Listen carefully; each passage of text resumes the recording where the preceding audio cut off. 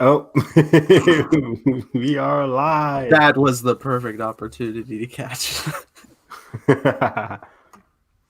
But with that being said, what's going on, guys? Welcome back, year 2021, for the first episode of My Cup of Tea. This is episode number 22, and we are launching things off to this podcast for episodic weekly talk. Today, we will be discussing quite a few things, most notably the premiere 2 episodes of WANDAVision, breaking down some Wonder Woman stuff, amongst other multitude of movie news, but we're also on a time crunch, so we're going to work everything best we can.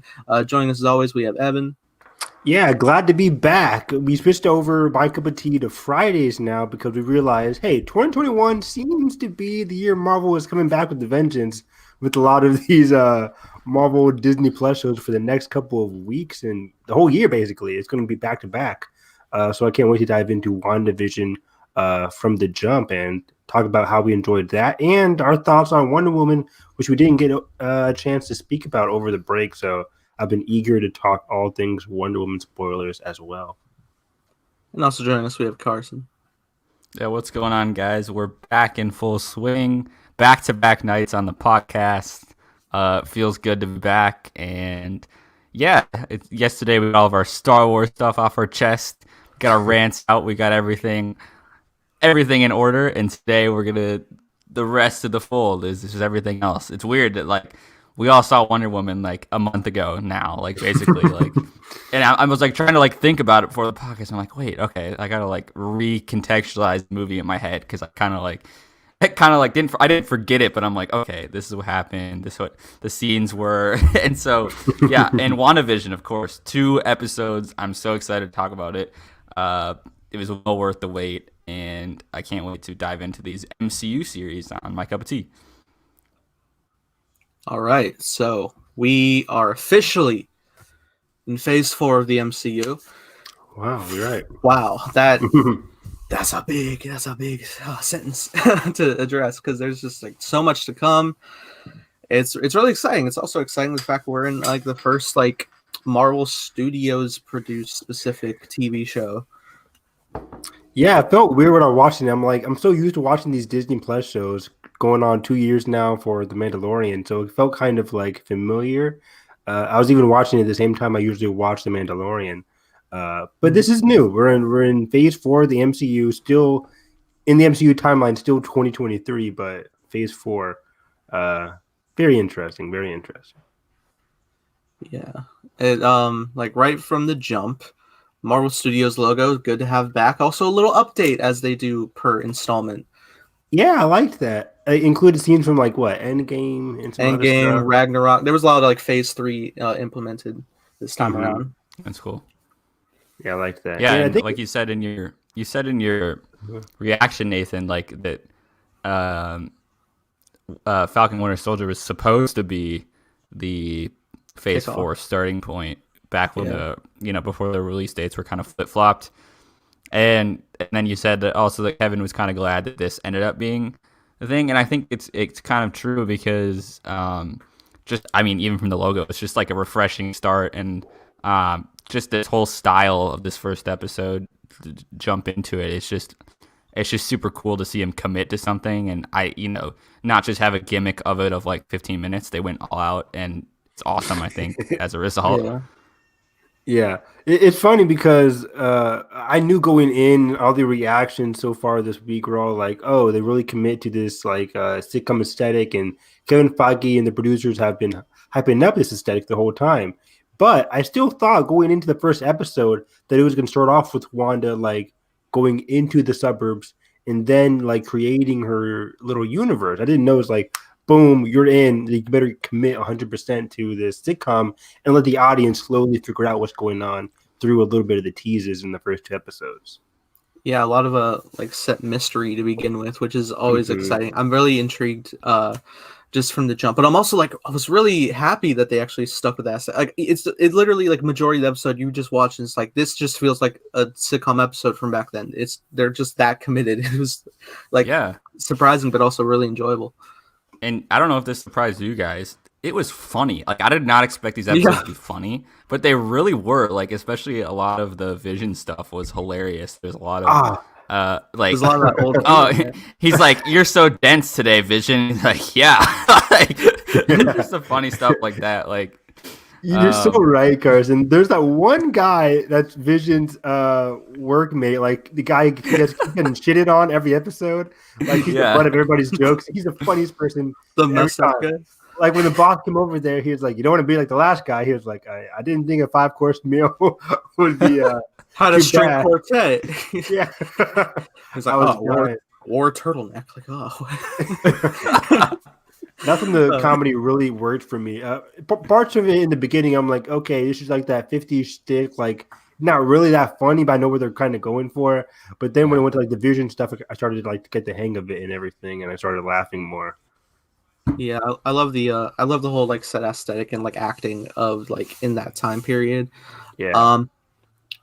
There's I want to like just like try to break down like a lot of like the things going through. So like right from the jump, you get like a customized opening intro based on the decade that it's taking place, and it seems like we're gonna get that every episode. Really enjoyable. I love seeing them just like walk in. Like just married life, buying a new house. It was a hilarious gag that like Vision just like is like bridal carrying her, but he goes through the wall, but she doesn't. Yeah, I love that. Yeah, I thought it was really clever. It's the clever tie-in to like we're in the 1950s now. This is like a good 1950s opening, but also in the context of everything going on with Wanda, it seems like she walks into this neighborhood, and instantly starts like her magic, starts creating this neighborhood and stuff like that, and it kind of sets the precedent for everything going on in this episode to start asking her questions. And she's like, "Well, I just literally just created everything, so I don't really have a backstory for certain things." So that was very interesting. Yeah, there was like a lot of like gaps. Like they keep talking about Vision's trying to figure out like what does our company do that we're working. That was funny. They just get the analytics. Yeah, but for what? Right. And then the whole output. Like, come on. The whole deal with the calendar, I thought was great. That they increasingly just don't have a story. It's both heartbreaking and kind of like, oh, like something's off kilter. I really like that part of it, and I think we'll get to this scene later. But I do love the dinner scene, and eventually when Wanda kind of snaps out of it for a second and is like, "Vision, help him," and you're like, "Oh shit, that's Wanda!" It's like one of those moments in the episodes that it knocks out of the 50s style, and you're like, okay, I remember like that there's some baggage here that we got to deal with. Yeah. It reminded me because I completely forgot, because I'm just like so locked into this aesthetic. I'm having a good time that like, oh my God, I forgot not only is like none of this real, Vision's not here because he is dead. Like, this is all an illusion. It's extremely tragic. I was going to mention that exact thing, Nathan, later on, but like, yeah, we can handle it now. Like, this is an extremely tragic scenario for Vision. Wanda knows she's in a make-believe thing, even though she's committed to this aesthetic of the different time periods or whatever. Like, she knows what she's creating. And it seems like maybe Agnes as well. But anyways, Vision doesn't. Like, Vision knows he's Vision. He knows who he is. He knows he's an Avenger. He knows his power set and everything. But he doesn't know like that he's also in an illusion. That he's also in like this make-believe thing, and it's extremely tragic. So I'm wondering like, what is going on with Vision? He's dead. So what's going to be the ultimate arc here for his character towards the end of the series? It's very intriguing. I can't wait to see what happens. And it's sad in just the aspect of just like I don't want Wanda to lose this nice life that she set. Not at all. No. Yeah. But also there was so I was saying last night from doubt from one of you of just like, yeah, it seems like there's like some elements of horror undertoned, and I agree with that in the aspect of like it gave like the vibe of like Twilight Zone when like the loop of like the wife saying like stop it and stuff. Like it got like unsettling to a point in that Twilight Zone sense. Completely. It reminded me of Legion. Have you guys watched Legion season 1 or something like that? Like, it reminded me of Legion a little bit, where Legion's powers are very similar to Wanda's in a sense. They're both telekinesis, whatever. Telekinesis. And that part of it was like where her powers are so epic and like so overpowering, in a sense, where messing with people's minds and everything in the world around them. And that's where it kind of got like really like Twilight-ish and Twilight Zone-ish and Legion-ish, and I really liked that. Yeah, It, and it, the neighbor character, we gotta talk about her because it's like it's kind of funny and it's again another tragic element. It's like Wanda can do all these things, but she wants this normalcy of like having someone to like, oh, help me out. Like, how am I gonna throw this night for my husband? How am I gonna like throw this dinner on? And then we see her use her powers later and kind of like start trying to whip up stuff. But it's funny that like she's creating this person that like has to help her and to like make it feel like a normal little social group in a normal town. It's just very interesting how they set it up. And I love again, the gags in the episode. I love the lobster on the door. That was hilarious. That's a nice knocking, whatever. And very European. yeah, the whole intro sequence, too good. Yeah. It's great. Yeah, so like the first episode was truly a fun introduction. Also from the first episode, they had the commercial scene, which is going to be I guess yeah. It might be a thing for the next couple of episodes where they do a commercial in the beginning, which teases a lot of interesting stuff here, because it's a toaster oven thing from Stark Industries. Stark Industries being the creator of, in a sense, of like a Vision in a way, because Stark's, Jarvis's mind became Vision, blah blah blah. So that kind of set up for Vision. And then the next commercial scene in episode 2 dives into Wanda's creator in a way, in terms of like Baron von Strucker and everything going on. We'll get into that in episode 2. That was the animated one? Was that the animated like little? That was the intro, but like halfway into like the commercial the episode, there was a commercial. What was for the watch. The watch, yes. The watch, okay. It was a Hydra watch, the Strucker, which this actually, like, I was like, somebody actually published like an article piece, which I thought was interesting, of that these commercials are actually like have like a specific tie, like each of them have a specific tie to Wanda's existing trauma that she's gone through, like the Strucker stuff. Obviously, like he's the one who experimented on her, like for the power set. I guess the factor of like the toaster oven from Stark Industries could like, it's like in the sense of a toaster, I guess, it could translate to like how like the bomb, the Stark Industries like related weaponry destroyed. Nice. I was relating that to Vision, but that, especially with the ticking, the red light, it holds on it. It totally holds on the little timer, and it's just and the like girl in the commercial was like kind of unsettled by it too. I'm like, oh, what's going on here? It's so weird. But yeah, that's a good comparison to make. Like that thing is like a ticking time bomb in terms of the bombs that went off that killed Wanda's parents and everything in Sokovia. Jeez, that's interesting. Yeah, I like that a lot. Man, you go. Well, it's a side thing. It was just like I decided to, like, before the episode started, to watch the Marvel Legends shorts that they have on Disney Plus now, which are basically just like recaps for characters' journeys. And I was watching Wanda's, and I was just like, oh my god, this poor woman has gone through so much, because like they were breaking down like the whole like Age of Ultron power set, and like she lost her brother, and then in the very next appearance she blew up that hospital by accident with those people, and like, oh my god, next appearance he loses vision. I'm like, geez. There's this poor woman. I don't want her to lose her world. Isn't she supposed to be so young too? I forget how old she is supposed to be in the MCU itself. She's pretty young. Like Cap does like call her a kid in Civil War, like argument Tony. Granted, the Cap's like over 100 years old now too, but like because he got frozen in ice. But I'm just like, I wonder how old she is, because she's been through a lot of trauma, and it's very sad to see. And it goes into the whole arc of the show where hopefully in the end she gets to keep some semblance of like what she had here, especially in terms of Vision. Maybe we'll see in terms of her kids too. I don't know, maybe. So we'll get into that. But yeah, overall, let's talk about the. I just want to say overall, like episode 1, I really liked it. It was funnier than I thought it was going to be.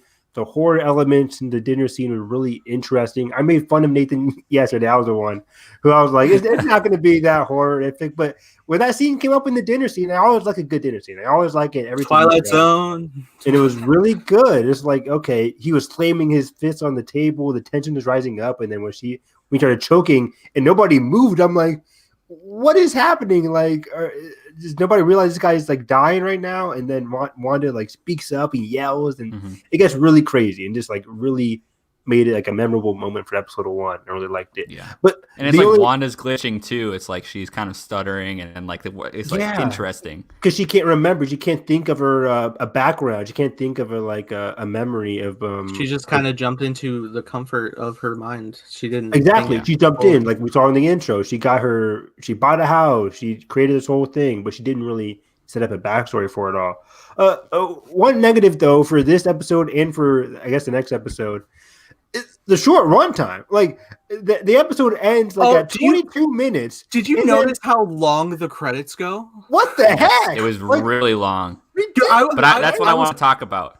I want to talk about the double outro before we talk about how long the credits. Let's talk about the double outro because it rolls credits on the sitcom, the show aspect, and then it pulls back, and then it pulls out, and so it's like.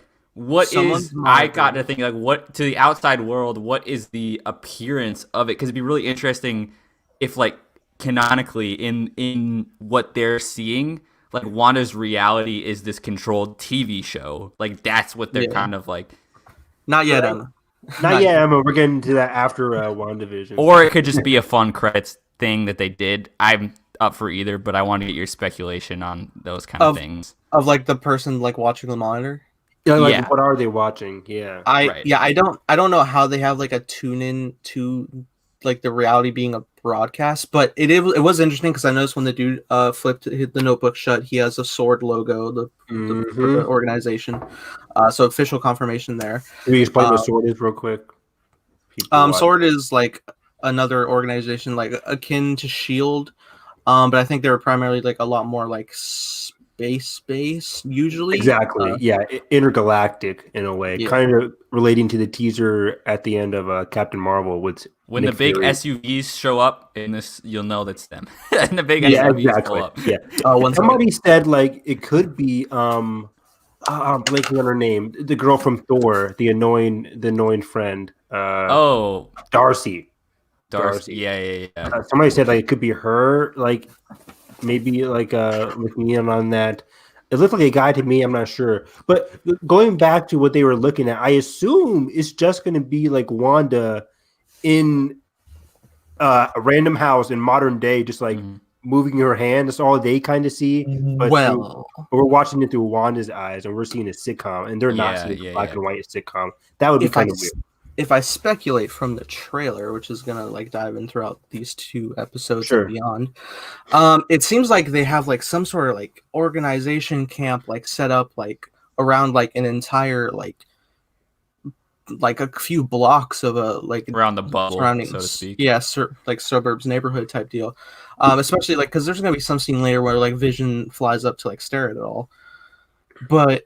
It's also like interesting just to see where things are gonna go because I think like we picked up like from the neighbor character in that trailer, like Vision's gonna like at one point, like I think on the Halloween episode when we get there, kind of like free her mind up, which has a very unsettling implication that like Wanda entered this place where like people were existing, but like she like maybe unintentionally overtook their minds to like live in this like set world that she wants, which is why I think they glitch and freak out like in the dinner scene and stuff. Also, it has an interesting implication because in the second episode we get introduced to Monica Rambeau's older character.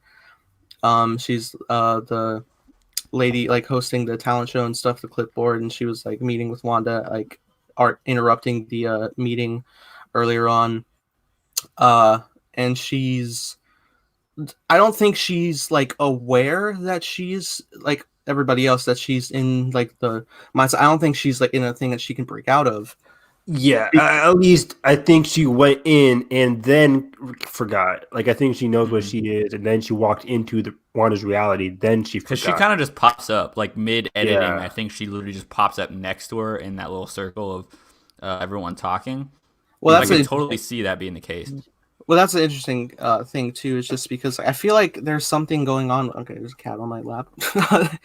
I think there's something going on with like I think maybe she might have like a type of recording of like like either a camera or a microphone in like the brooch she's wearing, because it's a very like large brooch. I didn't even think of that. This is a theory I have, but also I think by the third episode, because there's like a scene in the trailer where she's kind of like laying on the ground, like knocked out. She gets like pushed out of the reality. So and it looks like she's wearing the same clothes aesthetic that Wanda and Vision turn into wearing at the end of the second episode when everything enters color. I think the third episode might like end with just like Wanda having to like confront and combat, trying to maintain her new home when things start to unravel in that sense. It'll be the first time we see the outside really definitively, which will be interesting to kind of get a grasp of like truly what she's doing to these people and how it's affecting the world.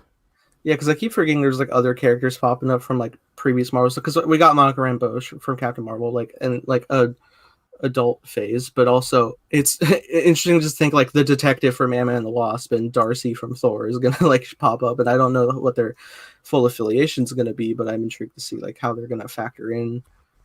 Yeah, I'm very interested in it, but I want to go back to we said earlier, Nathan, in terms of Agnes as a character, the nosy neighbor from episode 1 and 2.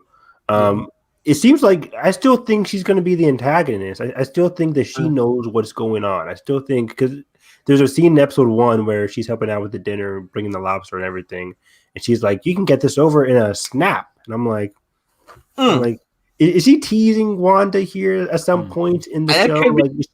It could be Wanda's factors. I don't know. I mean, I don't think Wanda intentionally is like processing trauma-based commercials. So true. Yeah, that's a good point. But I just feel like Agnes knows more than what she's letting on. And I seen in the trailer, she tells Vision who he is, like, and everything. I feel like, and then she starts laughing about it and stuff like that. I'm like, I feel like she knows more than what's going on here. I could be wrong, but I think it also could be like, it could be Wanda trying to sew up Vision's doubts, which could be an interesting play.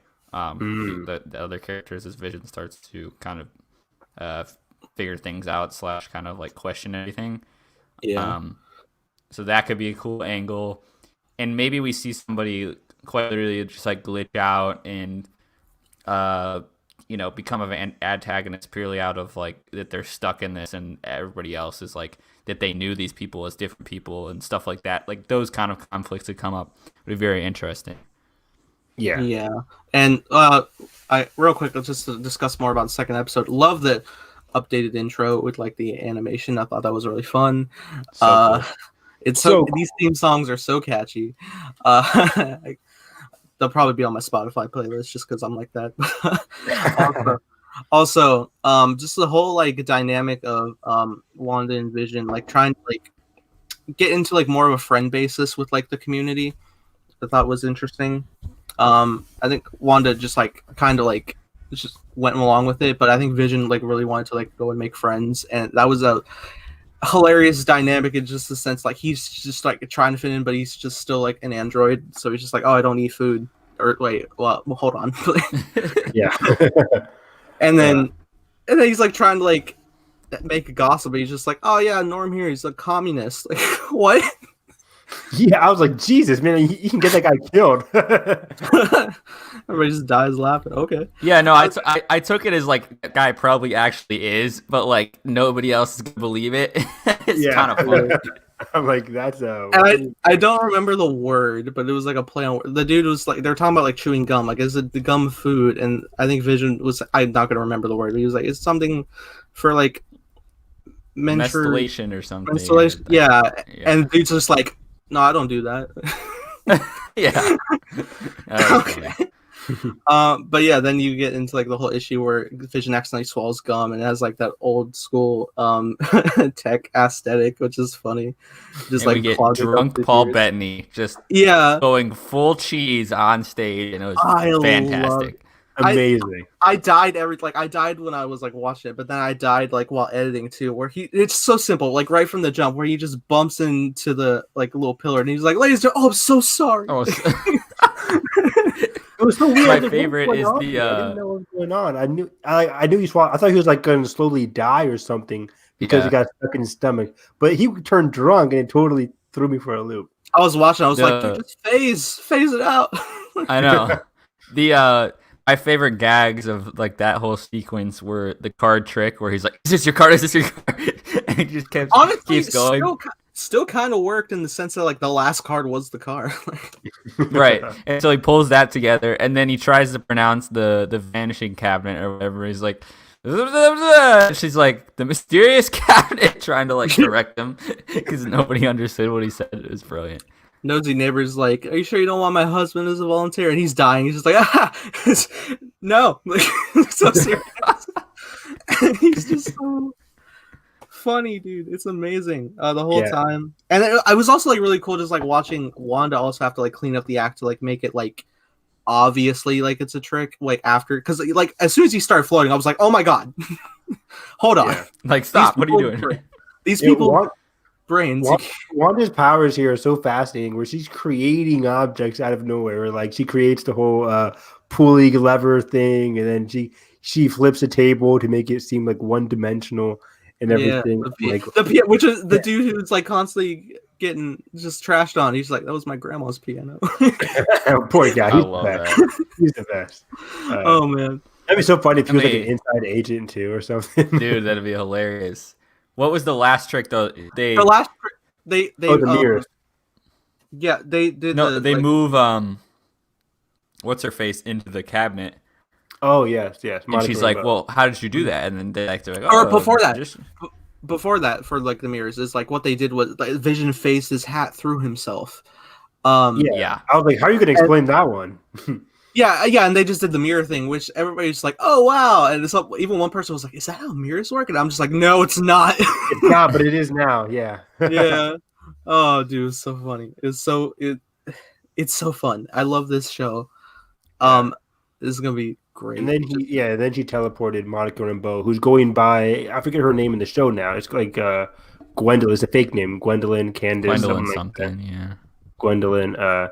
Which again, like when she was telling her name, it feels like she got it out of her ass. She was like, "My name is Gwendolyn. Nice to meet you." And I'm like, And I just remember, just like further my theory that Wanda's probably gonna push her out, is that, and like probably a freak out, is like there was like in the second official trailer, there's a scene with them together in the current clothes aesthetics they have by the end of this episode, and she's like, "What's your name again?" And she's like, I don't know. Like she's like confused and scared, and it's like unsettling.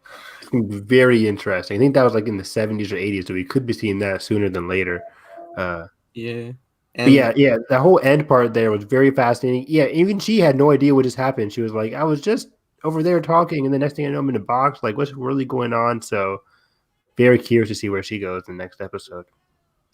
Yeah, and then the ending of the episode, they're just like trying to investigate like what's going on outside, and then just out of nowhere, this beekeeper comes up from the sewers, like surrounded with bees, and it's very unsettling and just total ET vibes, right? Like this is straight up ET, where he's coming in and those kind of big alien-looking masks. That was very cool. Yeah, and then she rewinds it. Which I'm like, hold on. She was so deadpan. She was like, no, like, and she's rewound reality. It was, oh my god. I had to pause it. I talked to my brother because we were watching it together. I'm like, she didn't rewind time, right? Like she just changed, because that guy physically did invade her realm, right? And then she just like, what did she do after that? Because she can't rewind time. That's impossible. No. So what did she do? Did she just like push him out, and then from her perspective, or I guess the audience's perspective, she rewinded time, but in actuality, she just like pushed him out. Yeah, I think it's more just a reality altering, but like still in the TV aesthetic of like rewinding in like a TV. Exactly. Because I'm like, rewind time. If this is where her powers are going, everybody else is fucked. But then, oh god, just further, I don't want Wanda to lose it, and this is gonna like big implications in like my theory toward the finale. Wanda is now pregnant, presumably, I think from what we've seen, like it's going to be twins, just like how it is in the comics. And that Wanda and Vision sex scene was crazy. I did not expect that in the second episode. That was wild. That's what the rewind was. Disney Plus censorship. But that was like a sweet moment, and it was just like it truly felt like when they were like entering like the color realm, it was like a new era, kind of like how it was like for television for real, but like a new era for them in their lives. So were the first two episodes 50s, or was the first one 50s and this one 60s? I think it was 50s, 60s. We're about to enter 70s. Okay. Yeah, I that's think what I kind of got. and I think like what we're gonna do, because I think like Feige said, like the big action's gonna come in like the last 3 episodes, and if there's like 8 episodes, then I think we did like 3 episodes. I think it was more than that. Well, I think there's 9 episodes. I think half of it. I think we only have like 2 episodes left of this weird time thing or sitcom thing. Well, I don't know, because if they're doing decades each time. Oh, you're right. You're right. So 70s, 80s, 90s, so 3. So they did. So like for the first episode, where were we? 50, 60s. We're gonna do 70s, and then probably 80s and 90s, and then like jump to like 4 episodes are gonna be crazy. Yeah, like, last 4 like episodes. 2000s, and also like breaking to reality. Just like in it, which I think. Can we talk about the radio scene? We haven't talked about that yet with the Let's go back the to neighbor that. lady, and that was interesting because another one of those Twilight Zone kind of moments where they do like the classic like horror canted angle, and then she shatters the glass, and then we get color on the hand, and we also get a helicopter in the bush, I think, in this episode, which is interesting. It's like, did she manipulate the helicopter into like a thing and it just fell into a bush, like something trying to like get in or inadvertently was flying over the zone? I kind of thought about it like that, of like, wow, like I don't know what could be happening, but like I didn't it's even cool think to see of that. Where she manipulated an actual helicopter and just shrunk it to the size of a toy. Right, and it just fell into the reality. Oh, like, wow. Wow. That's a good theory. I just figured it was like a drone kind of thing, and somebody was trying to like spy in on them. Yeah, and just like fell in once it entered the drone, or once it entered the realm. But the radio scene, I like that. I like Carson's idea more. That's pretty yeah. That's a great one. And the radio scene, it is like crazy because like it's not just like from the jump that like S.W.O.R.D is aware that this is all Wanda's like intention. It's they're like trying to figure out like who's doing this to you, like what's wrong. Like they're trying to help this Avenger, like right. So it seems like from their perspective that Wanda is the victim, which she is. She's the victim and the person manipulating the thing going around her. But it also could be like, is the nosy neighbor Agnes, is she doing something? Is she forcing Wanda to continue this? Not forcing it, but like egging Wanda on with this. Somebody was also saying that like she had like some sort of like line in the first episode that was like in some sentence she like brought up like a case of the devil, and I think somebody was saying that her character may be derived from a devil type character from the comics. I always thought, or working for that character, like Mephisto, I think, or something. I thought like she was a play on Agatha Harkness from the comics, who was a character that plays like who assists Scarlet Witch in the comic book sometimes, but also like goes against her sometimes as well, kind of like an anti-hero kind of thing. That might be the case too. I mean, Marvel isn't like unheard of like blending like character molds. Exactly. So I think if anybody is like manipulating Wanda in this realm, it's going to be Agnes. But I think the moral of the story is that Wanda is really the one doing this, and it's not like somebody mind controlling her. She's not like a puppet in her own realm. She is in control of what's going on. Doesn't mean that other people could still be like in it as well, just forcing her to continue doing what she's doing. For what gain, I don't know. It's very interesting. It was also like weird, just like by the end, like the glass broke, and then like the lady's hand is just like bleeding, but like the blood's in color, and I was like, oh, what's this mean? Was crazy cool, yeah. The Sin City aesthetic, man. It's like crazy. And the neighbor, the one that hates Wanda in general, is just like, is Wanda creating this neighbor to hate her? Like, if you want to look at it that way, or I think she likes her now after the magic act, but oh yeah, it's true. Yeah, now she likes him now. So yeah, Wanda's warming up to people, which is very nice. But overall, like throughout both of these episodes, the humor really worked for me. I like the imposing mystery. I like trying to see what's going on in certain scenes, trying to dig deeper into the like everything going on. And of course, it's Marvel. There's going to be tons of Easter eggs. I think my brother asked me like, "What is the 2800? What does their address mean?" I have no idea what it means. It might be some issue where Vision comes back to life, or something happens to Vision or Wanda in 2800 probably. But yeah, most of the Easter eggs are pretty solid here.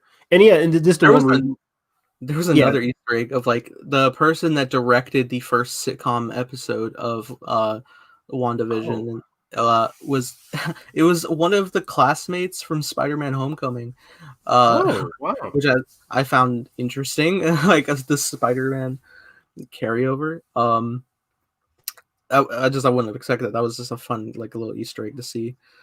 Yeah, that's Um, cool. I And don't this is the one where we got to watch, right? This is the watch episode with Baron von Strucker. episode 2 was Episode 2 with the commercials. So yeah, that whole commercial is really cool. Oh, when it first started playing, I'm like, what are they advertising here?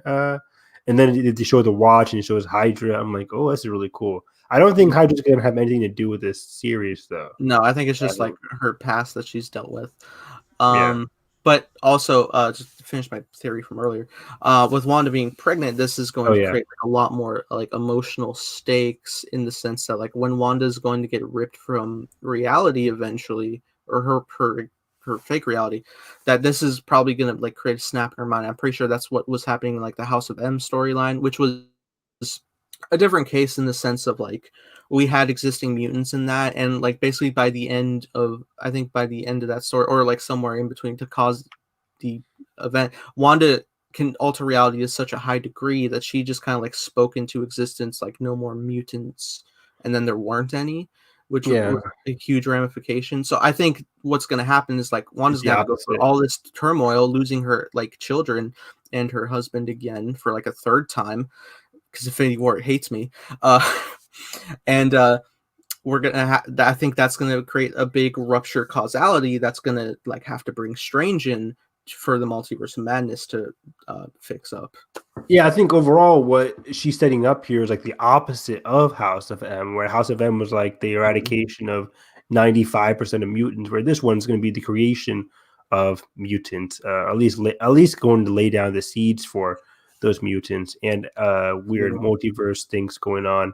Because I do think, in terms of the multiverse of it all, I used to think like I don't think WandaVision is going to have that big of an impact on everything going on. It's a first Disney Plus TV series. I don't know. They're going to save the big ramification stuff for the movies. But now, as we're getting deeper into this, and like as Spider-Man 3 updates kept on coming and Doctor Strange updates keep on coming, I still think Doctor Strange Multiverse of Madness is going to be the big like Avengers level event that's going to like be the thing for Phase 4. But I Yeah. think the seeds here in WandaVision are going to be pretty massive in terms of. I think she's going to be able to like somehow revive Vision, somehow keep her kids around, which is going to have a lot of interesting ramifications for the future of the MCU, like you said. So I'm very curious to see what the end game is there for her children, for Vision, and for her mental state as well. Because overall, this show has to end on a happy note for Wanda. You said it before. It's a Yeah. very tragic story for Wanda. This show has to end on some kind of good note for her. Maybe because it What I is going think, into Doctor Strange 2, where that could happen too. yeah, what I think probably Doctor Strange is going to be the path to get her Yeah, to the happy. And yeah, also, that, I was trying to pace it because currently right now, doesn't Doctor Strange set to release after Spider-Man 3? yeah. Spider-Man 3 is still set for December of this year, and Doctor Strange is now May 2022.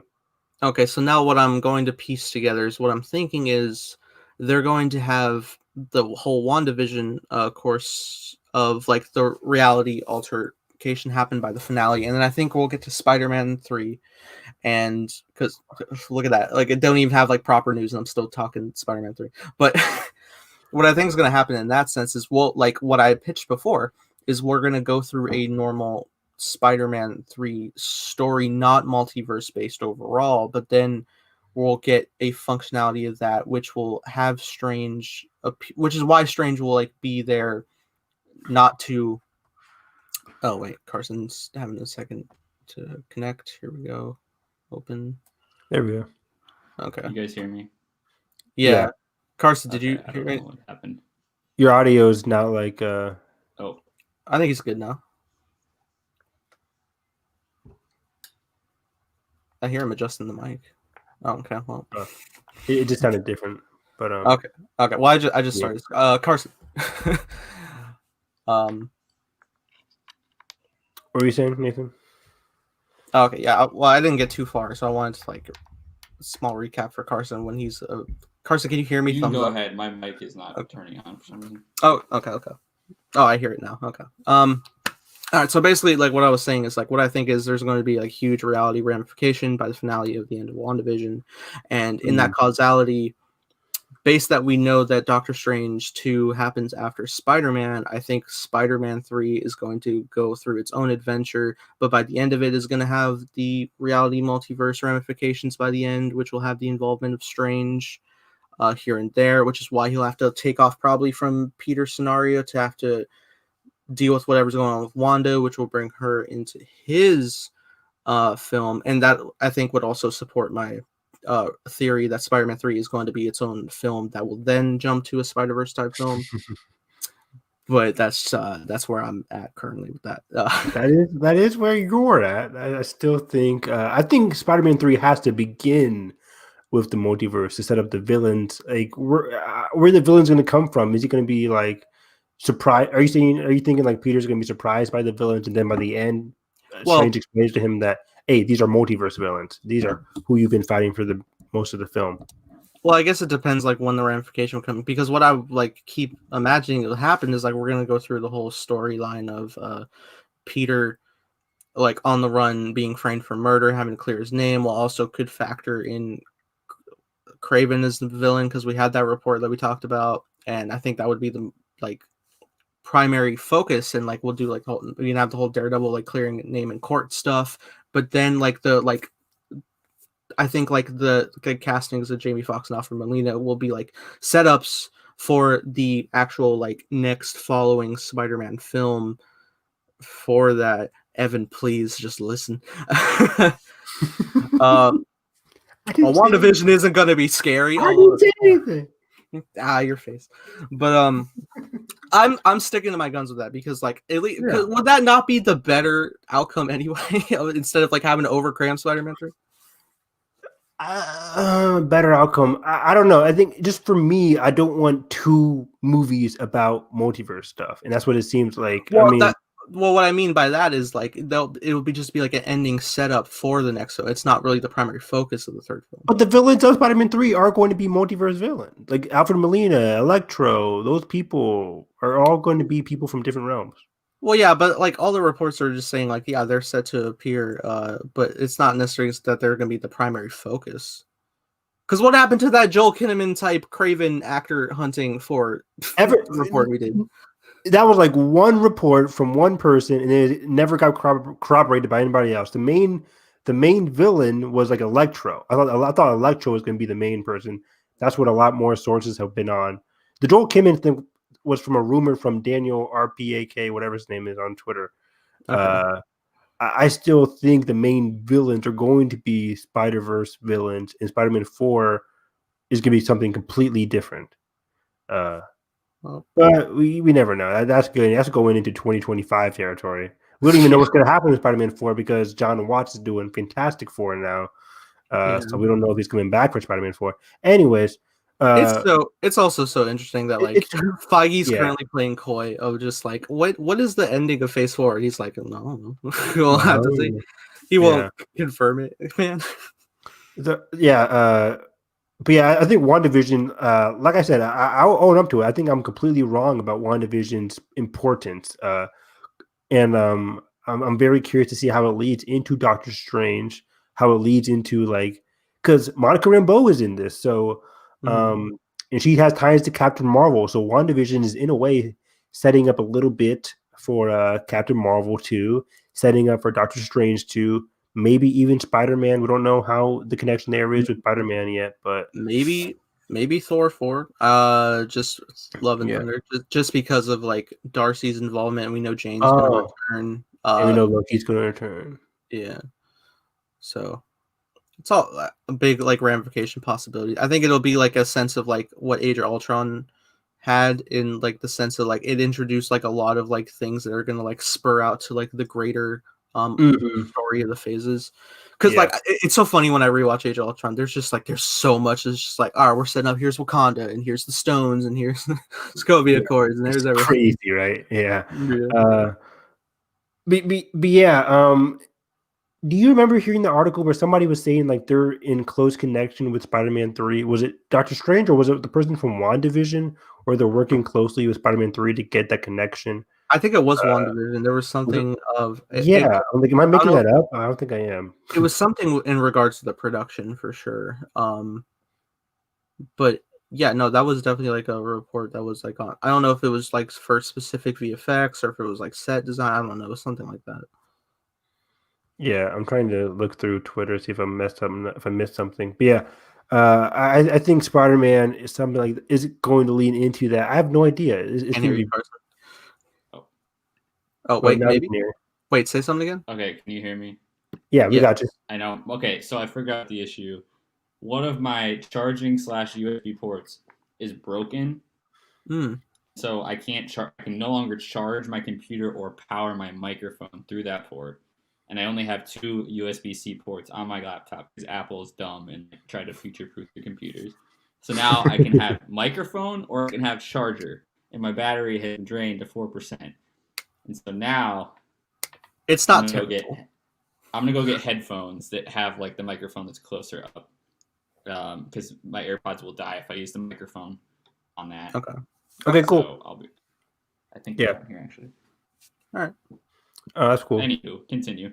But yeah, I'm very curious to see what happens overall for this show. But also, what do you think the audience reactions are going to be to WandaVision? Because I think we're sold. We bought into this black and white sitcom kind of thing going on.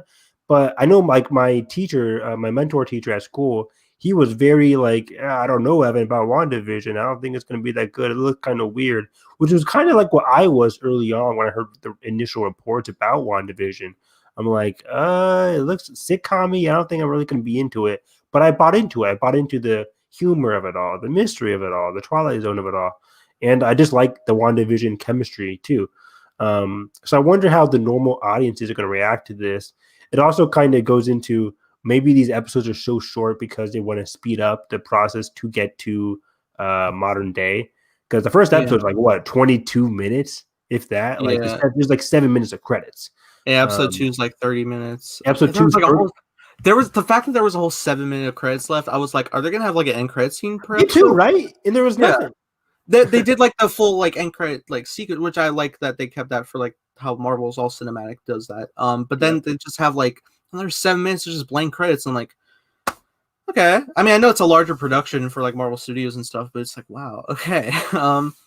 So what I think they're gonna do is I think the episodes are gonna get like gradually like longer when more stuff starts to go down. Kind of like for like how Mando is, because it's like in the sense of like Mando, and like you'll have like a shorter episode for like this like small thing with like a little development, but then like you're gonna get like to the knit and grit finale that's like almost an hour, and like I think that'll be the thing.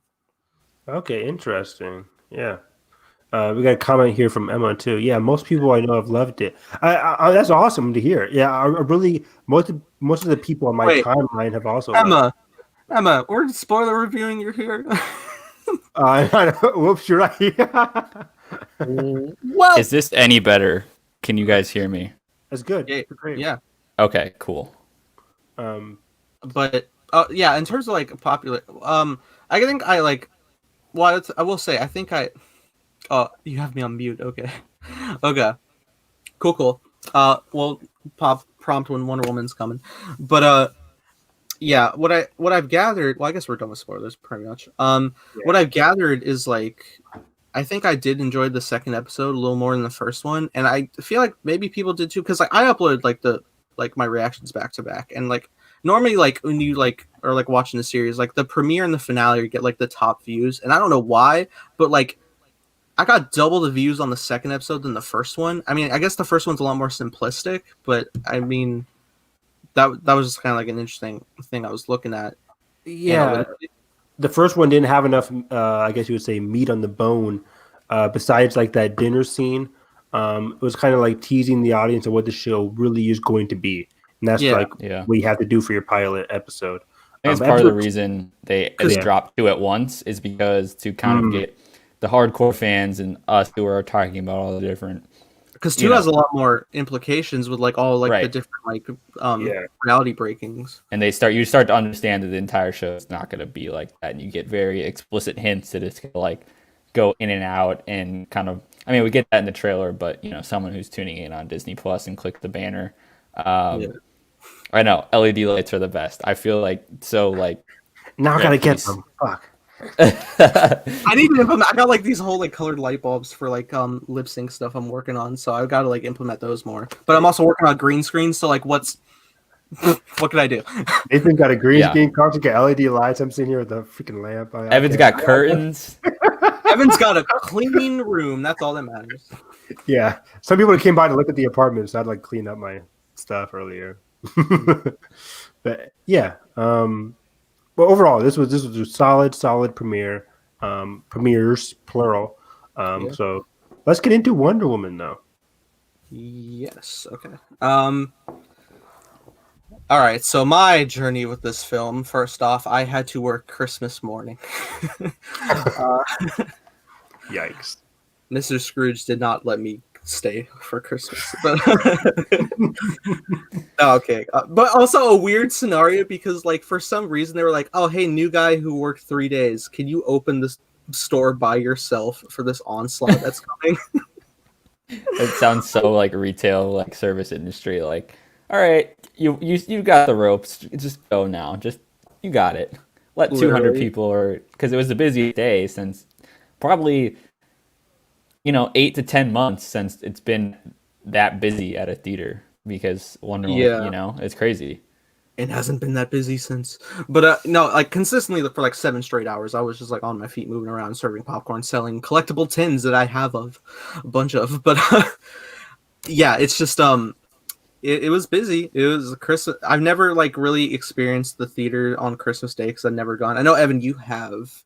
I've been going to theater on Christmas Day ever since 2015. So you're the problem. No. Pretty much. Thank you very much. I think I saw you there too. I think you were like on the ground dying a little bit. It was pretty cool. A little bit. I was like limping after. It was like, ugh. Yeah. That was it. Yeah, I got back in line, bought the collectible tins for my friends and the slushie.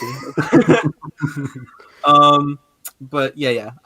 It was interesting because like I had to avoid spoilers the whole day. Luckily, I wasn't like ushering yet, so I was just serving concessions on and off. Well, not on and off the whole 7 hours. But I had to just like dodge spoilers best I could before I could come home, watch it through HBO Max, which I've done twice so far because I watched it again with my friend Katie. And I'm gonna try to catch it at least once in theaters whenever I can find some downtime. Because of all the time I've been working at the theater, of all the time I've been working at the theater, I've not seen a movie. Because I find crazy because I'm like, as soon as he gets back in there, he's going to be every night after his shift, he's going to be watching a movie. No, instead, I have watched the ending of Wonder Woman 20 plus times ushering, like still waiting for audiences to walk out so I could sweep their stuff and get out. Like the end credit scene I've seen so many times. We'll get into that. But every time I watch it, I'm just like, all right, because I do enjoy this movie. I really did love it. I know that's a mixed opinion for a lot of people. Love it. Did you? No. I'm just like your reaction. Love it. Okay. Yeah. I did. Which is fun. Also, it's fun in the sense that like Emma, if you're here and watching, Emma didn't like it at all. Oh my! And like I'm gonna be doing a separate podcast with her and a few other friends. Yeah, I want her on this podcast. That. So I know, but she has her own set thing we're gonna be doing. But like, it's just. Yeah, I just she said this movie is terrible. But then I'm showing my friend Katie, and she's like, "This is a great time." Emma, what's wrong with you? I know, but I'm not. Yeah. I know will toward it's Emma. Weird, right? Because it's like for some reason. I thought Emma was gonna like this movie. She was waiting for the Wonder Woman. I was like, "Oh, she's waiting. She can't wait for us to talk about it. She's gonna love it." No, she was sad. Oh no! No. For some reason, I think because this was the first big superhero movie to premiere at an at-home hybrid kind of deal, all the discourse for it was like on one day, and like it was just a mess of like people's like. Just screaming about it, and I'm very mixed on this movie. I'll just preface that, but like also I've seen just like some really oh, how do the bombs drop in space level criticisms of uh like this movie, which I find really strange for a movie about a daughter of a god. And like it's just like one of those things. I'm like, that's the thing. Like there's a lot wrong with like the characters and stuff in like the script of this movie, and the people are like, oh, but the opening scene, like I'm like, what do you stop? Yeah. And they're like, it's weird. One of the weirder complaints, and I'm with Carson by the way up front. Like I'm mixed, but I'm mixed positive. I think I gave this movie like a 7 out of 10. I think it's good. I think it's solid. It's not memorable for me. I'm not going to go back and rewatch it anytime soon. You guys remember what I said when I first finished watching it? What'd you say? It's just hilarious being with all these peers of like way lesser hype. I said might be one of my favorite superhero movies ever. Wow, I remember that. And I say that because I just like it's a lot more lighthearted and like hopeful. And I love that in the sense of movies, especially in these times. I think maybe there's also a contributing factor. Like this was the first like big major release in like a long time and throughout the year that I'd seen as well. And what like, am I wrong about? What? Emma said I'm wrong. I'm like, what I say I was wrong about? Oh, I don't know. That's your 7 out of 10. Oh. I think, I don't know.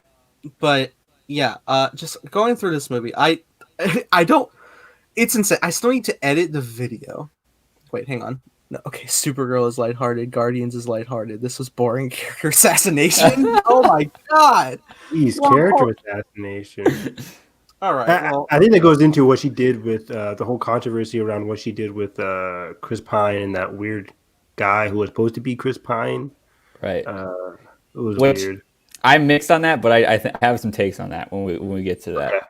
Okay. Sure. Okay. So I still need to edit this video that I have. I'm probably gonna post the uncut on my Patreon. But I watched this movie, and I think upwards of 10 times I cried throughout. Wow. I don't know if I was just in a very super emotional place, or I think there was a mix of that, but also with like watching this film, I would just like the lightheartedness. But like legit, I had such a deep emotional connection watching this movie, and I was vibing it the whole time. Like, but it's so hilarious if you like. Whenever I release that video, I'm literally sitting there Christmas night in a Christmas hat, sobbing. Which part? So many parts. Pretty much the whole throughout length runtime. Like the mall scene is very emotional. Let's start with the positives. I think, despite how we get here, I think that the dynamic between Diana and Steve, it's just so damn engaging. Like I just love seeing them on screen together. It could just be Pine and Gadot's chemistry, but they're really, really good on screen. And so just believing in that illusion for like a second of like seeing them back on screen together. And the thing I like about it is I think it allows her to like yeah, he's not back, like yeah, he's dead, but like at the same time, like we're just gonna like not allow her character to have grief. I've seen so much like criticism of this movie being like, oh, it doesn't make sense, like why would Wonder Woman would never care about this guy over the state of the world. I'm like, I mean, yes and no. Like I feel like she's not allowed to have emotions towards somebody, and it's like Steve's such a big part of the first movie, and like it's kind of weird that I think people think that it's kind of a wrong turn for the sequel to have like still have that emotional connection. I know we were skeptical going up to this movie, like, oh, how are we gonna bring them back? And yeah, it was dumb, but like the fireworks scene, man, the scene where she has to say goodbye to him is my favorite scene in the entire movie. Yeah. Those two scenes alone just make me forget about a lot of the dumb little flaws I have about it, and that's like my main positive about it. I have some stuff with the story that I think is really bad and whatnot, and the villains are whatever, but though, just watching those two scenes, if I cherry pick those two scenes in the movie and just that dynamic as a whole, I just love those characters interacting so much, and seeing how emotional like it was for her to like have to like give him up again. You know what I mean? Like, and that like she's kind of making the sacrifice this time around. It was really good for me, and I really vibed with that. But I don't know how you guys felt about it. Do you guys remember how like the era of like the early 2000s and before of like film that like there are so many films that have like such like random plots that like don't have to explain the logic, but like the viewers just Right. accept it because we're having a fun time. Yeah. Like, Yeah. like if I were to just think like the movie Click with Adam Sandler, how there's this universe where like, Wow. I don't know What why. an example! I love it. I know I could make better examples, but like in an instance of just like there's this universal remote that can control time. Where does it come from? I don't care. I'm just trying to laugh. Like, Yeah. Right. Terrible ending though in that movie. But yeah, I agree with Carson. In terms of the positives, I think Diana and Steve have a great dynamic. I don't agree exactly with the goodbye scene. It felt too quick to me. Like she was like, Interesting. well, I felt it was building up. Like there was like multiple times Steve was like, I can't stay. Like there was like a yeah, it was building up, and she kept like saying, "Oh, it doesn't matter. We can handle this later." But then there's one scene like when they get towards like the middle of the street, she pulls him over, or he pulls her over. He's like, "I gotta go, Diana." She's like, "No, I can't do this." And then it's like a minute later, she's gone. She's running, and it's over. It felt very quick to me. My favorite world scene though, crumbling. was The world was crumbling though. yeah. Yeah, exactly. True, but it's like you can still freeze time in a way, like they did in the first movie. Oh, where, right. like, I got it. I see what you planes mean. going up and they like have time to like talk on the airplane. Talk it out. Yeah. Yeah. But yeah, I did like the dynamic. Not really how they got there, but I liked the dynamic overall. I think it added to the story. I think it added to her character, and I don't mind that she was still grieving over him. I guess over 100 years later. But what's it called? I think my favorite scene though, because I think it's easily like those two have great chemistry. My favorite scene was the prologue. I liked the prologue a lot. I had a blast with the prologue and like what it meant for the story.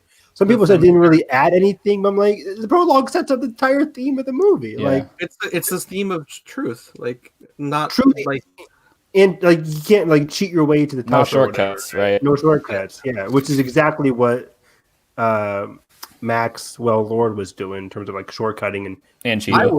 wish. I was very surprised of the Maxwell Lord character because like just from watching the trailer, I was just like, oh, we're probably just gonna have like another greedy business dude. A like one-dimensional Lex Luthor level of just like those old Christopher Reeves like I have a real estate plan. That's not fun. But but then I was like so shocked that like he's like going up to his office and like everything's run down, like he has his kid there and he's broke and I'm like, oh my god, this is a lot. There's a lot more than I expected from this character. Yeah, I don't like. There's a certain scene towards the end with him and his kid. I'm like, what's going on here? But the aspect that he had a kid, the aspect that he had like an interesting backstory. He wasn't just some one-dimensional businessman. I liked that, and of course, Pedro Pascal in general. Like, I think if you put any other actor in this role, the character could have ended up very, very bad or even worse. But I think he really added a lot to this character. He gave him a heart. He gave him a sense like this guy isn't just somebody that Diana has to kill like the previous villain. Like this is somebody that has like some sympathy. I heard my general manager complain about this movie like while I'm just like stocking cups for concession. I'm just like here having a conversation and he's like going on about how like with the final battle, how granted, okay, yeah, there's not a lot of Cheetah, but I'm okay with that because I'm there for the character of Barbara.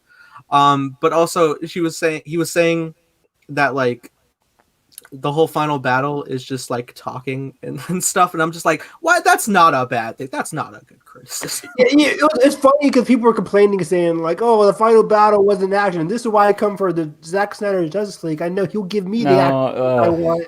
I'm like, I don't come to freaking Wonder Woman for action. I come It's for the same thing we say about the lightsaber fights. It's like if there's no conversation and no stakes to the characters going back and forth in that moment, it's meaningless. And so I did kind of like how that was set up the cheetah fight in the dark was kind of ridiculous. I couldn't see anything. It was a mess to Really? me. I saw I it. I saw it in Turn up your theaters. volume. I don't know. No, In it was in theater? Wow. theaters. Yeah, I was in Oh, theaters, that, man. you might want to complain to your theater. Yeah, I I mean, it was pretty. Yeah, I don't want to get into negatives yet. We'll wait for the cheetah scene because that is pretty negative on my part. I feel like we're already in negatives. I don't know. Are yeah, we we're in really? negatives. I don't know. Well, I don't know what's Are we happening. done with the positive? Wait, did you guys like the prologue though? Did you guys like it? No, I Yeah, I enjoyed it. It's completely I have overblown. plenty I have plenty of positives. I like the climax. I really enjoyed. I loved like the whole like connection to everybody. I love that like all of like Diana's words, and I love the score. Hans Zimmer did a great job, I think, with this film. I really dug the score.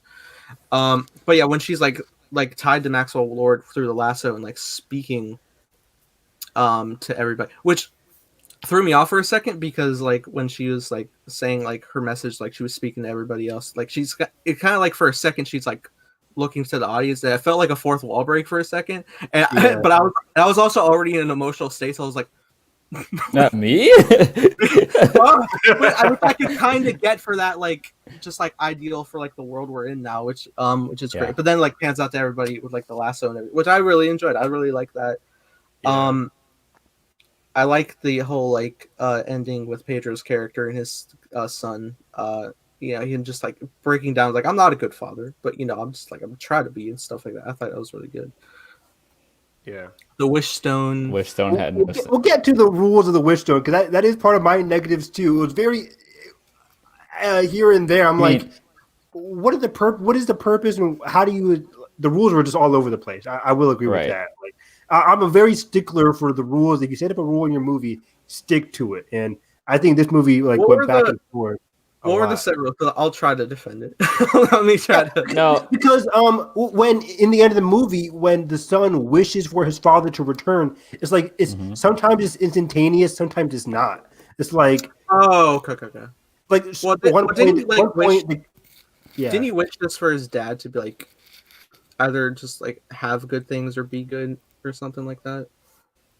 I forget. I thought it was earlier in the movie, saw it 10 times. I don't know. that was earlier in the movie, and then his dad told him to stop talking. That was when they were up in but then towards he the end did of the make a movie, wish, towards the end of the movie, he made a wish, and his father continued to be bad for a couple more minutes, and then and then the son left, and then the dad left, and I'm like, the time thing is all over the place. When the other scenes, this random guy at a diner was like, "I wish you would just choke on something," and instantaneously she's choking. See, that didn't bug me. Here's how I break it down. I break it down that if in the moment all the cards are there for that wish to happen, then it will happen more fast.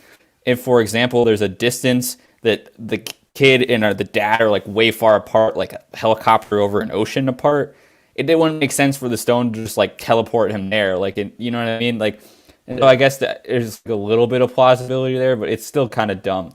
My issues are not even with the stone. It's just like with the both Barbara and Maxwell, because I think a lot of the Maxwell Lord's development comes in a montage very, very late in the movie, and we're like, okay, we're supposed to buy into all this sympathy now because we finally see how he got there, not just like through the kid and all that. And then with Barbara, can they just please stop doing the stupid taking the glasses off? I knew you would hate that. I'm watching him like Carson's dude. She is a gorgeous actress. You don't need to like play. Oh, she took her glasses off, so she's pretty. Like, give me a break. I cannot stand when movies do that. That's the one old school pull of like stuff that I'm like, I don't really need that. That's for sure. I agree. I want to touch on a couple of Emma's comments here. Like she was saying this. If I were to explain, how does Barbara get two wishes? Right. Well, what I picked up from it is like the same way how Maxwell Lord is like really getting like instantaneous like what he wants. I think he probably was making sense. Like he probably took somebody's wish and implemented the return desire into Barbara, I guess, instead of just himself. I don't know if that's now granted in terms of the rules of the stone. I don't know if that's how it even properly works, but that's what I was just picking up. Yeah, it was very confusing to me because at one point he was like, "Hey, did I give you a wish already?" And he's like, "Yeah, you gave me a free car." And I'm like, "Okay," but then Barbara gets two wishes and somebody else like. Here's the thing with Barbara's wish. This is why I think she renounced the predator wish. which was the one Okay. granted by Maxwell. But her original wish is definitely still there because she did that while touching the stone when it was not connected to Maxwell, if that makes sense. So I think she still has her Cheetah powers. ability, her Okay. yeah. And Wait, in wait. So terms what was her second wish? Her second wish is like to become like an apex predator, blah blah blah. Like Her on the first one was to be plane, like Wonder on the Woman. plane. Yeah, the first one was to be like to be Bart like or the Diana. Oh, Yeah. okay. yeah. Okay. So, in terms of like having to touch people or not, I think like pretty much everything before like the weird scientific broadcasting, which I'll let pass because it's a superhero movie. I think like, he was like legitimately like holding on to people, like shaking their hand, holding their shoulder, or something like every time. Like he was like making sure, like or even like the driver, he, like put his hand on his shoulders. Yeah. Like, don't you wish like traffic would clear, like all that. The meme. Give me somebody to touch. I wanted to also discuss this one because, like, okay, well, I was saying I'm not saying like breaking rules of 2000 movies and before. Like, what I'm saying is just like you don't have to like over explain like everything like to a logical sense. Like, you don't have to like know how things got here and all that. But also, yeah. did you guys have a problem with the VFX? Because I didn't. Not in the movie theater. No, I didn't have a huge problem. The flying thing, yeah, but it was corny, it's cheesy. I bought into it. I didn't really mind it. I did too. I had a problem with cheetah VFX in the end. It looked pretty bad for me. That's fair. I mean, I think I was noticing that from the trailer and stuff. So I think I was just like more used to it. But also the flying scene was another interesting one because I think Emma was also thrown off by that one when I was people are clipping out the flying scene. I get where the director was going for in that scene. Of course, it's a very Superman parallel there. Yeah, now I don't know. I bought it. I didn't really care. It's like 2 seconds long. Yeah, and I don't know about other people, but like in every like appearance I've seen like Diana in these movies, I feel like there was always like a sense. The MCU has some bad CGI too. Here and there. Watch the Incredible Hulk. I knew you were gonna say that. Watch the final act of Black Panther. I mean, they had to rush that. Oh yeah, that was like 3 weeks before release. Jesus, but like in terms of the flying, I don't know about anybody else, but like I got a sense with every appearance Diana had that they were kind of like having a hint to eventually get to the flying dynamic. Like whether because I know like she jumps really far, but I felt like the last shot of the first Wonder Woman kind of had an implication like is she flying? And even and even like some scenes in Justice League, I was like the way she's moving around, is she flying? Otherwise jumping some other time. But like so when they finally got to that scene where it was implemented and saying goodbye, and then like she had to like rush through her emotions to get there, I was like another scene where I was just bawling in happiness because I was like, oh my god, I love seeing like heroes like develop power, like in like Man of Steel when like Clark is trying to fly as well. I love that. So that's probably my favorite Man of Steel scene. But also in here, I really love seeing her like having to like because she's like boosting herself up more and more like through the buildings and like through the sky and everything. Like I really love that. That's a great comparison. I think there was more weight to the flying scene of Man of Steel, though. Maybe it's because the score there is perfection in Man of Steel. Well, it's also him like breaking his limits of atmospherics and like where he was raised. Exactly. Yeah, I feel like it was more. I don't know. I feel like I was more invested in that than this flying scene. There's more novelty in it. There's more like.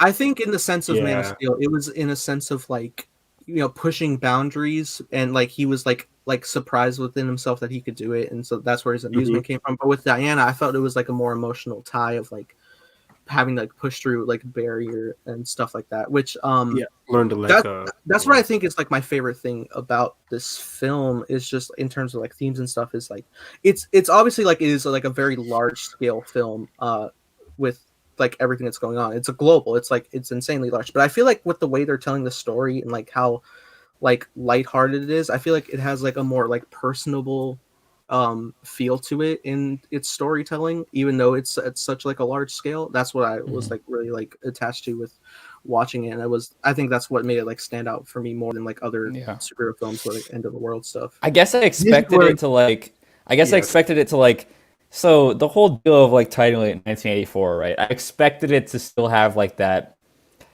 I don't know what, just some edge to it against like I mean, if you said it in the whole, the name 1984, like all the Orwellian, Yeah. like Cold Yeah. War stuff. I feel like they used. Okay, I will say I feel like they used that just for like a catchy title, which Right, and this is how I boil it down. It felt like a movie set in the '80s, not about the '80s. If that makes any sense. Sure. They just kind of used it for the gloss, and it was just interesting to see that was how they went with it. Yeah, I didn't really love the way they handled the '80s. It was so much like we are in the '80s, guys. I am bummed because like the just marketing, living it. the marketing was playing that up too. Like I think the first trailer, like they were playing like a Blue Monday, and like they were just like 1984, and like that's like synth bass. It sounded no. You remember the first image that came up? Remember the first promotional image? It's Diana standing in front of all those screens, and I'm like, oh my god, they're gonna get into like all this like this government espionage and like all this stuff that like is not necessarily just military conflict and doesn't really touch on that. It was weird. I'm like, just because you're in the '80s, just live in it. I'm like, I think Stranger Things like does it a little bit better, where it's just like there's just kids living in the '80s. It's not overtly '80s. Like this one was overtly like, hey, we're in the '80s, and even then didn't use popular '80s music or anything like that. Which is very weird. It was just Han's score, which I love his score, but I did wish they implemented more of the like '80s stuff. So part of me was like they didn't commit enough to the '80s. Part of me like they did too much. So also, I feel like in terms of like lightheartedness and just like in like the opening introduction scene of Diana, I really enjoyed too. Just like where she's just like going around like saving people in the mall and like especially like saving the kids and like giving them like hopeful inspiration. I love seeing stuff like that.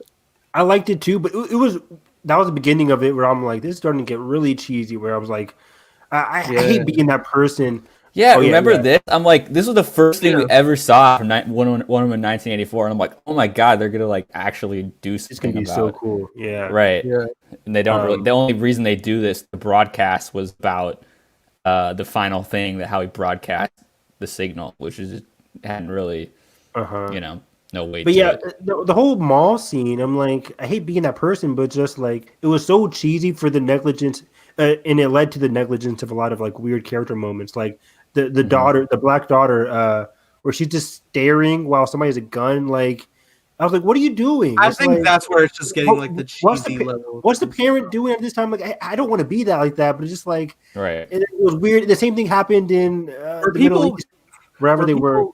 Were people just like more simplistic minds before we had such advanced technologies? I don't know, but I have no idea. But even in the Middle East, like the people are playing basketball in the middle of the street, and there's like tanks going down. I'm like, what are you doing? And then the parents are like, oh, thank you. You saved my. I'm like, you should be in prison because you're a freaking terrible parent. You're letting these people play games where there's tanks flying down from miles away. You saw them coming. You saw them coming, and then it was weird, but.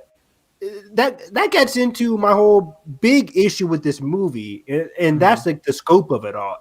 I know you said like it felt personal to you, Nathan, but for me, this movie was let down by the scope of it all. It was so weird because World War I in the first one is a world war. It's so massive, but it managed to be so personal. This one, it's a rollicking adventure. It's just the scope is just too much for no reason. They did not have to go to the Middle East where Pedro's hiring some guy to give him an army, and this whole subplot was it felt like a first draft of like, okay, maybe we could do this, and then they like go visit the guy with the book. They visit the guy with the book about like the powers. I'm like, why do we need to like go to these why do we care about his country with the wall and his army and it's going against him now? I'm like, take all of that out. We waste a lot of time. Definitely. I did nothing. Do you think it was just like a functioning stepping stone just so that they could implement that action scene? Well, no, I mean like just to implement like Gal's like I think like at a point when she saves those people, like she's like talking in her native language, like Gal's native language. Do you think that was just like a way to like get all that together? But that's like a big like runaround just to do that. So it was so weird. She was going to so many different locations, and I'm like, all of these things could have been solved by just a quick edit of him saying like, "Oh yeah, I got a new army now." Boom, like one sentence. You don't have to go to a whole country. Like that whole subplot added nothing to the movie.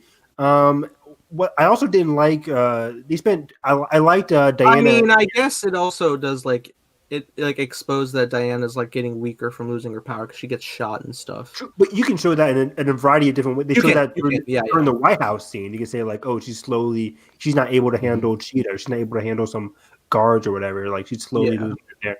Also, I liked Diana and Chris's chemistry, but they spent a lot of time in that first hour just like ogling at like the museums and the malls and stuff like that. I'm just like, part of it felt like a deleted scene where you can just like cut a lot of that out. I know you want to get the parallel of him being new to the world, but I think I want to mention. I think there was a different writer this time around. Was there? It was her, Jeff Johns, and somebody else, right? Jeff. I thought it was her and Jeff Johns. I didn't know. If you could look that up, that'd be great. Yeah, I'm on IMDb right now. But yeah, I felt like it was a lot there. What else?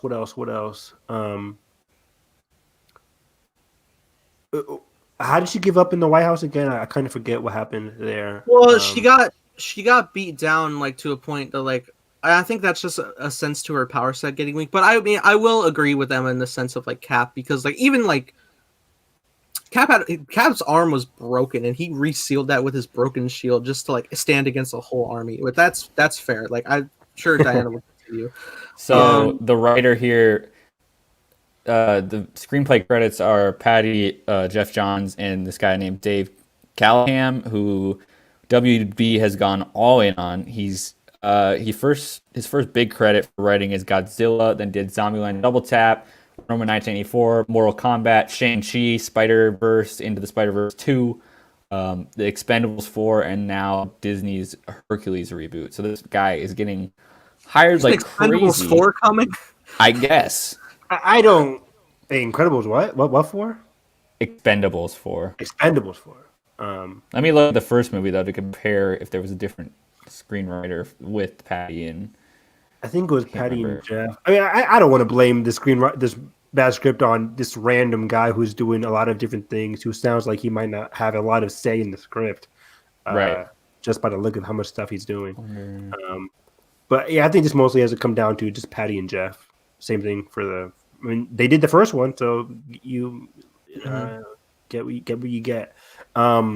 But yeah, I thought the scope was just so massive for no reason in this movie. Like the first one, I keep going back to the first one where it's a world war, yes, but you have the personal relationship between her, Chris Pine, and the team involved. This one, you have those fireside chat scenes. You understand why they're all there.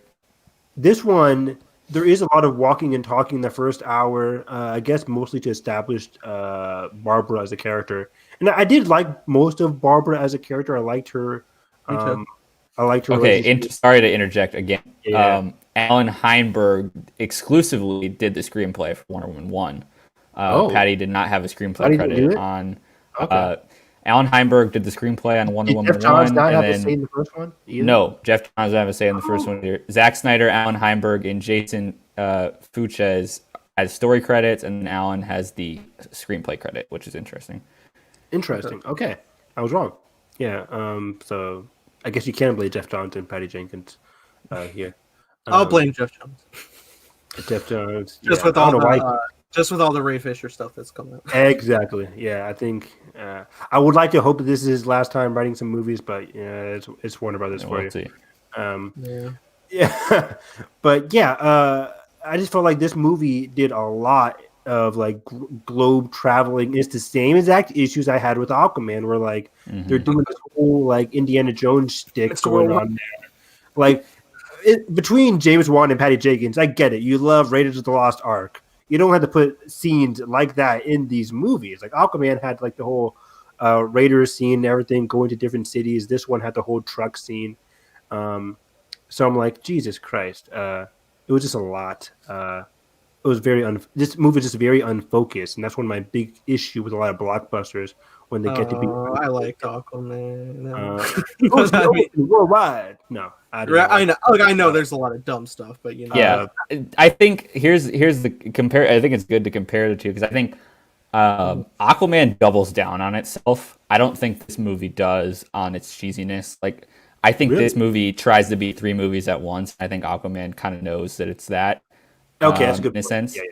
Um, Do we and so all? yeah, it's a very unfocused and like convoluted movie, both in plot and character, and I think that's where it lost me.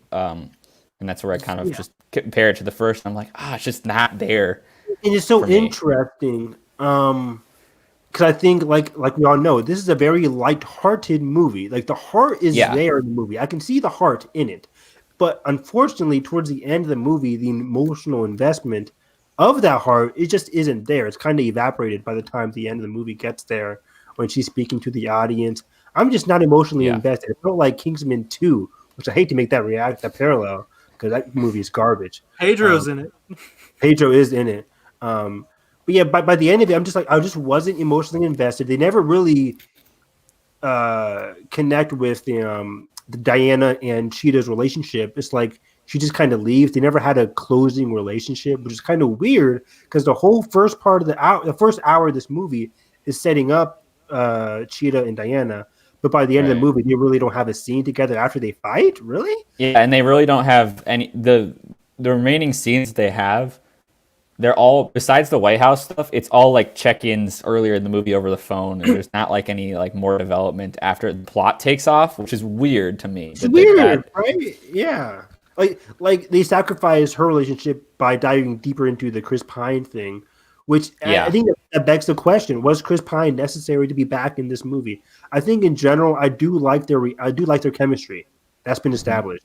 But I think if this movie had focused on the newer relationship between Barbara filling in that gap that Chris Pine left for Diana, I think that would have made for a better film, in my opinion. Even though I do love Chris Pine, um, but I don't know Yeah. because I feel like they spent so much time developing Barbara, but then just once the plot kicked in, left it alone and actually turned into the villain. Um, Okay. and I did like Pedro, but unfortunately, his character wasn't as developed as I would like. Okay. Some people would say like, oh, maybe they should have done one of either Maxwell or one of Cheetah, but I think they still could have made a good movie by doing both. Hmm. Okay. And yeah, it was just a lot. And I think it's decent. It's a decent movie. It's a decent movie, not one that I'll rewatch. But it was good. I still have hope for Wonder Woman 3, and I still have hope for Rogue Squadron. People are all like, "Oh, she better not." Like, I don't have faith in the Rogue Squadron's writing now because Patty's gonna be writing that one too. And I'm like, I calm. think she's working with a co-writer on a secret writer on a draft. So I believe that's what she said in the interview. So it makes me want Patty to like completely focus on the directing and how she can like. I think she's a really good person who can take take a script and visualize it super well. I think the first Wonder Woman has so much, and I dearly missed the visual style of the first one in a way. We had like just the kind Mm, of the grandiose slow motion action, just kind of a more rough around the edges fighting style of Diana. Um, like just like the sweeping kicks in slow motion. You have the Wonder Woman theme or the Wonder Woman theme just blaring. I love Hans Zimmer. Like I just feel like when I think about what I remember most about Wonder Woman is like those heroic moments of her standing up like that, or like standing up to Ares and just completely just doing her badass thing of like it just didn't. I don't have that moment of combination between character payoff and plot in this. It just felt like yeah, that speech was missing one of those parts. So I don't know. I agree. It begs the question like, it was shot different mainly because it was in the 80s. Right. Um, I wonder if Patty's going to change it up again for the third one when it's modern day. Right. Like, how does that Yeah, and change? think about No Man's Land, how iconic like the slow motion and the emotional toll of like her getting over it and then moving forward and then everybody charges through the trenches. Like it totally that whole visual style adds to that and I just didn't feel like the 80s aesthetic and kind of snappy cheesiness added anything here, which is it really I guess felt like touristy. It felt like it was just kind of visiting. Yeah, Um, so we'll see. It's still over the moon. They're getting to complete a Wonder Woman trilogy. I mean, I'll were you still guys rewatch shocked this they movie. announced it so soon, like the weekend of? I was like Yeah. the Thursday or the Wednesday or whatever they dropped a press release of like they're fast tracking. That was the phrase they used. Yeah, Diana's shield. There was no payoff moments like that. That's a good point, Emma. Yeah, to track Dana's shield. Yeah. Yeah, so stuff like that was kind of dearly missed. Um, but yeah, I'm still excited for Wonder Woman 3. I think they can kind of smooth over the bumps and tell something that's um, more compelling and more focused. I think that's going to be the big thing because this, I think what happened is like, you have the kind of perfect tone of the first movie, you have the kind of overstepping craziness go all out in the second movie, and then the next one will be probably somewhere in the middle where they're going to figure out a balance of things. I hope that's the case. Yeah. So, in ushering every day and seeing the ending of this movie, consistently, I'm pretty much always seeing like from the ending in the snow scene, the final scene, where with the like just like the more peaceful world before, and then like she like goes to flies, and then it's the title. I pretty much see that all the time. I'll have very valid criticisms for sure. But I know I still enjoyed the movie, and like every time I'm like watching that scene, like no matter how many times I see it, I'm just kind of like sitting off to the side. I'm like smiling under my face mask every day. I enjoy it a lot. But I liked it, but it just felt like really off-putting when she was talking to the guy that used to be Chris. The same Pine. guy, right? Yeah, it's kind of weird. Felt like a disconnect there. I was like, it's still kind of weird. What happened with you? You were Chris Pine, now you're not. Is there a romance there? Should there be? I have no idea. I didn't want there to be romance, like me neither. But it's like they kept, and I'm happy that it didn't. I'm like, what's going on here? Yeah, me neither. If they would have like said like, hey, you want to have coffee? I would have been like, I'm out.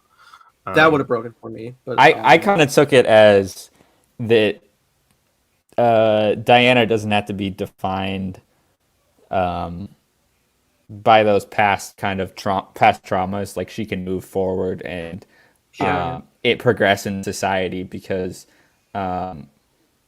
she's not just the person that saves the day. She's still a being in this world that can engage with society and not just always have to just be there when people need her and just because she always will be there. But she's immortal, so there's that whole deal of like which is kind of tragic, and it's something I hope they dig into the third one is like if she does find love again, like that's tragic because like does she tell this person that she's immortal? Obviously with Chris Pine's character it was like pretty much established off the bat because he started to see her abilities and it's like, okay, this is kind of I know I'm getting in with a different person, but imagine her falling in love with a mortal and like having to deal with those repercussions that like she either has to. And I think there is a picture there in her apartment in this movie. There's a picture of her and the girl that helps them go shopping in London, and they stayed friends. They stayed friends over the years, and that's another tragic thing of like having to watch all your friends die because like she's just gonna be there still on Earth. I would like to see more like levels of because I feel like there was like a slight hint of that in Justice League, like when Bruce was egging on Diana about Steve Trevor for a second. Oh yeah, I would like to see maybe if they develop that more in Snyder's edit. I don't know if they would, but I would love to see in Wonder Woman 3, like if she were to like find another love, I would love to see like an angle of like guilt for that and also like associative survivors guilt. I feel like that'd be like a really interesting aesthetic to explore. Yeah. I'm very curious to what she develops with Wonder Woman 3, even though it's going to be like what 4 to 5 years from now. So, I guess real quick because we gotta wrap the show up. What did you guys think of the end credit scene appearance by Linda Carter? It's a fun little cameo. It was fun. It was cool. Again, it was a bit goofy. It's like if I see a woman grab a flagpole or an electric pole, that's pretty crazy. I'm like, what just happened? Am I the only one who saw this? But it was cute. It was Linda. I feel like Carter. I feel it's the perfect like representation of what the tone of the film was basically. Exactly. Linda Carter, she literally winks at the camera as she's turning away. I've seen that probably like 40 times now, and every time. But did you guys catch that she's the character? So that they name drop the character earlier in the movie when they're talking about the person that used the gold suit to fend off. And that's her. Then she survived it, which is interesting. I don't. I like follow it through. I like Yeah. I like that in like an honoring sense that like Yeah, I do too. The original Wonder Woman actress is their greatest Amazonian warrior. That's awesome. Yeah, I That was think really that's cool. perfect distillation of that. I thought they were going to set up that original Wonder Woman was going to be the villain for the third one. And I was like, oh my god. I'm like, oh, she could be the villain, but then she just catches it and says hi to the kid. I'm like, oh, okay, it's just a cute. I don't thing. need that, But but that'd been cool if like the original Wonder Woman turned dark or something. Like, I wouldn't have minded that. it is funny just like watching like audiences leave for an end credits every time because I'm so tired and jaded from work. I'm not trying to stop people. I'm just like, all right, if you miss it, but then like I'll just see people halfway down steps just like, oh, there's more. It's so funny every time. Yeah, and I'm just sitting over here just like, all right. 30-second times a charm on the Right. in the post credit scene. It's funny. Yeah. Mm-hmm. It's so funny where I'll already see people like out the door and then they'll hear the screen pop up more and they're like, oh, they're so far out. I always We've say, been doing 10 years of this or whatever it's been. Gosh. yeah. Right. But otherwise, I enjoyed it clearly more than everyone else here. But And that's I think Emma liked okay. it more than you. that's okay. Yeah, right.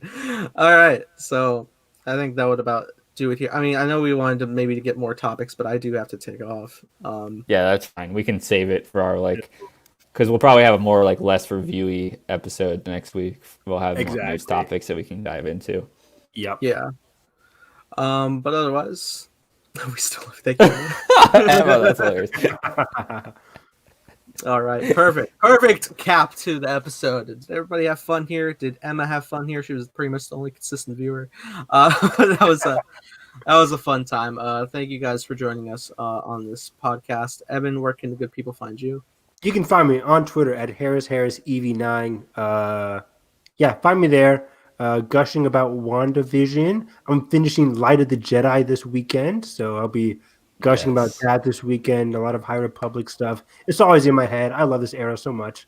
You can hear that on our Hyperspace Hype podcast from yesterday. But yeah, that's pretty much it. Carson, where can they find you? You guys can find me throwing my laptop out my window because it's not working. You also can find me watching One Night in Miami on Amazon Prime this weekend. I'm surprised Evan did not mention that because I still haven't seen that yet. And also Lockdown, the new Anne Hathaway movie on HBO Max. I'm excited to watch that. It came out today. So lots to watch this weekend. And just excited to have a chill weekend of watching stuff and trying to stay warm because it was snowing here today. And that you just don't like to see it. Nathan, come back to me real quick. Okay. So... Wait, did any of you guys watch Promising Young Woman? Because I got. Oh yes, I have. Okay, so, I've ushered the end credits, but I have not. Okay, we'll say that for next week then. A little tease for the viewers if anybody's still watching. Promising Young Woman and One Night in Miami reviews next week because I love Promising Young Woman. So good. It's out on VOD. It is. And you can catch me finally starting the High Republic eventionally. No, it's not Hyperspace anymore. It's Red Wanda. It's the Great Disaster. Denial. Denial are here. But yeah, I'm gonna be just jumping into a bunch of different stuff. Once again, the daily reminder of February 5th to tune into the channel for the big, not so secret Time Blazer panel. Yeah. With that being said, if you guys enjoyed our podcast, make sure you hit the like button, subscribe if you're not already. And that being said, I hope you have a great day, and may the force be with you always.